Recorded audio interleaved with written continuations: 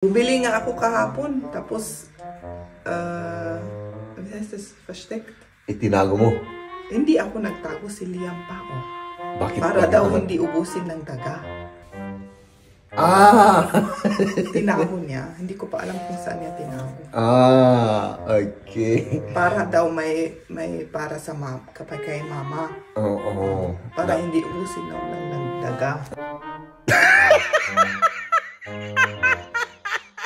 Tingnan natin yung linato ni Mariana, pansit.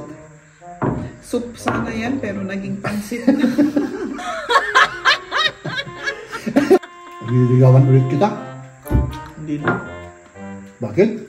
Busted na ako. Oo. Wow. Good morning. Sabi Good morning. Sabi ng isang viewer natin. Ano? Di ba, ano ka Kape mamaya? tayo. Magbibili ka ng, may bibili ka mamaya? Bibili na ako mamaya? Oo, sinabi mo. Yung kape. Yung kape, oo. Bili ka ng ano, yung Oreo na hindi pa isa-isa lang. Bumili ka ng malaki. Malaking Oreo? Oo. Meron bang ganun? Yung maraming laman. Aso, maraming laman. Yun lang ang pinakamalaki dito. Yung mahaba na yun. Hindi, marami siya. Wala bang ano? Para... Makontento ka? Makontento ka? Hindi. Para meron tayo. Kasi may mga daga nga rito na kumakain ng Oreo.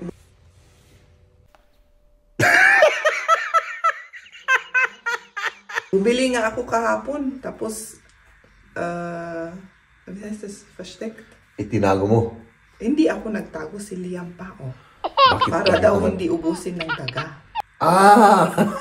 Tinago niya. Hindi ko pa alam kung saan niya tinago. Ah, okay. Para daw may para sa kapag kay mama. Oo. Para hindi ubusin ng daga. Oo. Tanungin ko siya mamaya. Sige.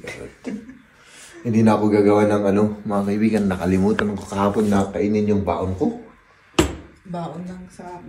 Yung trabaho? ginawa ko kahapon. Ganda? Nandun pa sa sasakyan.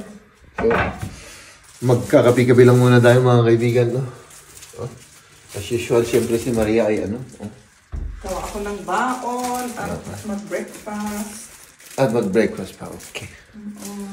Ako, kapi-kapi lang mga kaibigan. Kapi-kapi lang tayo.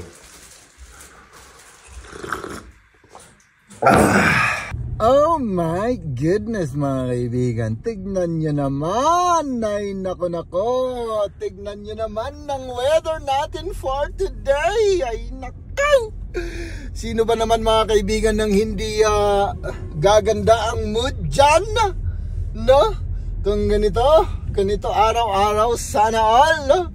Nasa 14 degrees Celsius po tayo mga kaibigan. At yawn. Ang gaan-gaan ba ng pakiramdam natin or ang sarap, no? Hindi lang siguro ako ang ganito, mga kaibigan. Pag maganda yung weather, ay nakaw! Ay, apaw! Ang ganda ng ating weather for today. So, of course, wala tayong ibang gagawin mga kaibigan kundi pamunta sa trabaho. Talaga naman mga kaibigan, parang naka-reserve itong parking na to para sa atin everyday, no? So nandito na po tayo. Tara na mga kaibigan, baka malate pa tayo. Malaki ang pasasalamat ko mga kaibigan dahil wala po kaming oras na kailangan nasa trabaho. Ang importante po sa amin mga kaibigan ay yung matapos namin yung 38.5 hours kada linggo.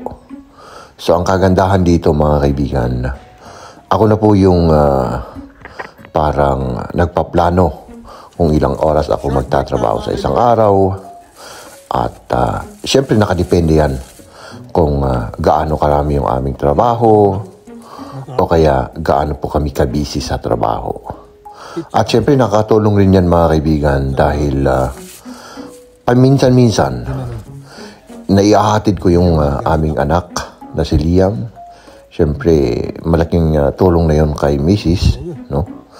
At saka, halimbawa pag umuulan, naiahatid ko lahat sila.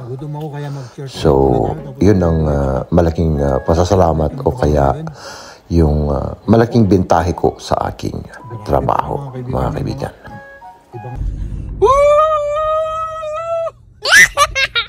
Mga kaibigan, 6:33 ng gabi na ngayon at tayo po ay nag-overtime, no? So, let's go home. Let's go home. At tayo po ay kumain, syempre. Kaya, kain ka na. Tingnan natin yung linoto ni Mariana, pansit. Soup sana yan, pero naging pansit. Soup na naging pansit. Next, hindi ko na ihalo yung noodle. Kung lang kakainin tapos ihalo sa sopas. Diba? Sipsipin kasi yung tubig, ano? Oo. Na ano ko rin yun, naisip ko pero tinamad ako kanina. Gusto ko, kasi gutom na ako nung umuwi. Pinaghalo-halo ko na.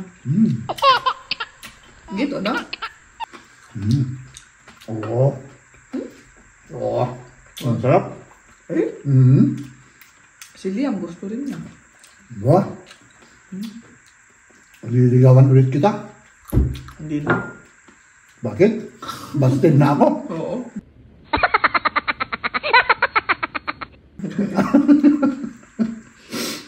Ang sarap kasi.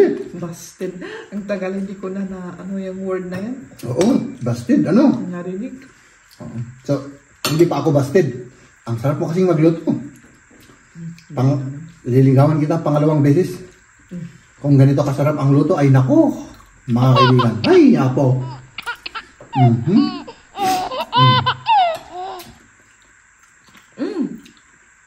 Di ba nagpa-check up kami ng mata sa trabaho? More than 100% yung mata ko. Di maganda. Pero ang stringent ko. Mahihirapan yung mata mo talaga, oo. Ginaganon ko tignan. Tapos yung mga tanong niya, sabi ko sa doktor, masaya sa stringent. Parang medyo nahihirapan ka. Oo, parang nahihirapan yung mata. Sabi niya, ganyan daw talaga yun. Yung mga katrabahan ko, puros 30% lang yung kita nila sa Ayun, malapit. So, naka-eyeglass pa sila. Pero, Meaning yung eyeglass nila, hindi na. 30%. Pero sa akin, sabi niya, lahat 100% more than pa siguro kasi inano ko lahat eh. Nabasa ko lahat. Maganda. Nga, ang alam ko noon maano yung mata ko, malabo na sa malayo. Ang parang, ko, yung tingin ko ba, akala ko nagmalabo na yung, hindi naman pala. Hindi. Ewan ko ba, bakit ganun kaya? Ewan ko. Nung kami naman, 100% din ako. 100% ka rin? Pero yung left na mata ko, mas mahina. Ganun? Mas mahina. Yung right ang mas malakas. Ganun. Para kung, Kasi kung may tinitignan ako sa malayo, kung babasahin sa malayo, parang nahihirapan ako magbasa. Kaya ang alam ko, may problema. Oo. Pero si Kamya, mababasa niya. Kung dalawa ka magkasama, meaning mas pa dyan, mata na. Bata pa. Oo, bata pa kasi. Yun lang. Tapos pumunta kami sa city, nag-roller kami. May kinuha kami sa doktor na resita. Yun lang. Wala naman. Ako naman, nag-overtime kami. O nga, late mong dumating, 7:15, dumating si Jim. Marami ba kayong i-prepare? May show? Marami kami, may show ngayon. Ah, Marami kaming ginawa. Ay, wala kaming kasama. Bakit? Nasa bakasyon sila o sakit? May sakit, naoperahan. Ah. Yung dalawa nag-retire. Wala silang ano? Ano nag-retire na yung dalawa? Manfred at saka si Wolf lang. Oh. Damot tila sats daw? Wala pang kapalit kasi mag-i-interview pa, siyempre, maproseso pa yan. Dapat kung alam na nila mag-retire, ano? Mahirap naman talaga. Oo. Kailangan maghanap na sila 6 months or 1 year before pa, kasi kailangan i-ano po pa sa, di ba? Yung einlernen, dawisak mo na. Turuan pa yung mga... turuan pa, yung mga off-gabi. mga trabaho. Yung trabaho, kasi kung bago ka, di ba, hindi mo pa alam na yung mga yan. Hindi pa kabisado. Alam, siguro alam, pero yung mga mismong ginagagawin mo, ay kailangan medyo matutunan mo pa para ganun naman lahat. Diba? Namit ko kanina yung neighbor natin, yung Jelakay nga dito ba? Jesuman na umay. Wala siya kaya? I-feel ka? Magre-retire na pala yan next year. Parang bata yung itsura niya. Oo, bata. Mag-65 ko na naman. Bata yung itsura, parang 50 lang bata siya. Ang bata 50 lang. Dito naman kasi parang hindi nila ina-accept na senior na sila. Hanto physically, physical active. Maano. May mga sports siya. May mga sports. Tapos, sabi ko magre-retire na pala parang, bata parang 50 lang, 50 years old lang. Sabi niya rin, parang gusto rin niya kasi nakakapagod na rin yung yung mga magtrabaho, ang daming mga gusto ng mga sak na sufili anfod ngayon di giti katrabahuan, di giti chef na ganun iti. Marami silang gustong ipagawa. Noon, gustong ipagawa. Hindi kagaya noon na iba daw ngayon ang panahon, sabi niya.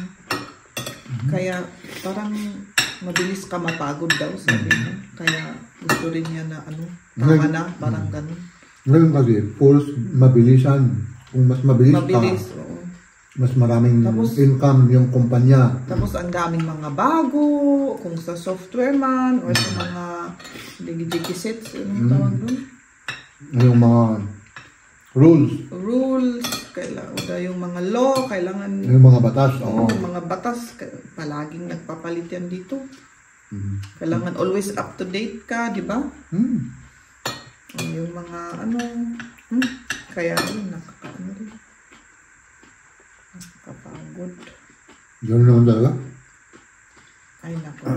Parang napayong 20 years. 25 years? Oh my God. Baka siguro 30 years pa kung tayo ang mag-pension na. Nung kasama ko sa trabaho yung kasama ko sa opisina, mga 63 na siya. 63 na pala yun? Oo. Pagdating sa computer, yung mga hindi niya, wala siya masyadong alam. Mabilis talaga yung mga ganyan kung sa mga computer ako na rin, parang na rin ako, hindi ako masyadong Siyempre yung trabaho ko, alam ko, pero kung may bago, yung mga younger generation yan, madali sila. Kaya sila ang inaano ko, paano mo ginawa? Pero may rin ako, yung katrabahuan na magre-retire na rin next year, pero siya sa mga ganyan, mga technique. Pero meron rin talaga ganyang ulo, yung sila sa technique. Mahal? Mahal na mahal kita. Anong gusto mo? May Oreo ka dyan na Wala. Inubos na namin ni Liam. Oo, kumain kami. Inubos mo yung 3 pack? Oo, kinuha ni kami yung isa. 3, kinuha ni kami yung isa. Yung isa kinain namin. Yung Alam mo, nababasa ko dyan, no? Binobola kita. Okay? Nakasulat sa ano mo, sa ulo mo.